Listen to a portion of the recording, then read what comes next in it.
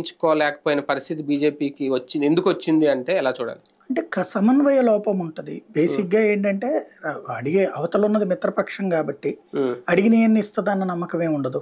ఇప్పుడు తెలుగుదేశం పార్టీ తన అవసరం తను చూసుకుంటుంది.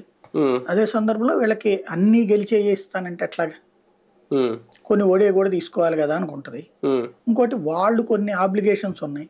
ఇప్పుడు వాళ్ళు ఏలూరు అతను ఎవరు ఎన్ఆర్ఐ అనుకుంటా, అతను ఆబ్లిగేషన్ ముందుగానే ఎప్పుడో చెప్పి తీసుకొచ్చారు, అతని చేత ఖర్చు పెట్టించారు. తన వాళ్ళని దాన్ని కాపాడుకున్నాడు చంద్రబాబు. అట్లాగే బాలకృష్ణకి తన తర్వాత సీటు ఇంకోటి అడుగుతోంది, అల్లుడిదే కాబట్టి ఆ సీటుకి ఖచ్చితంగా కట్టుబడి ఉన్నాడు, అది ఇవ్వలేదు. అదే సందర్భంలో ఇటు దాని పేరు హిందూపురంలో ఆయనకు ఉన్నటువంటి నమ్మకం ఏంటంటే బీజేపీ వల్ల కాదు, అక్కడ ముస్లింస్ ఓట్లే దాదాపుగా 3 లక్షలు ఉన్నాయని చెప్పి అతను చెప్తున్నాడు. వీళ్ళు చెప్తుంది 1.5 ఉన్నాయి అంటున్నారు. ఆయన 3.5 లక్షల దాకా ఉన్నాయి ముస్లిం ఓట్లు, అక్కడ రాదు మీకు అంటాడు.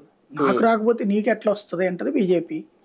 ఇప్పుడు మా జట్టు కట్టిన తర్వాత మాకు రాకపోతే నాకు కాకుండా మీకేస్తారు పోనీ. జట్టు కట్టేదే ఓటు ట్రాన్స్ఫర్ కోసం కదా.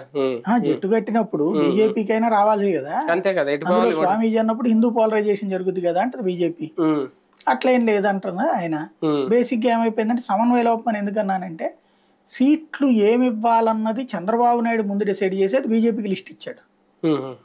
అది రాష్ట్ర నాయకత్వాన్ని పక్కన పెట్టుకోకుండా జాతీయ నాయకత్వం వచ్చి కూర్చోవడం వల్ల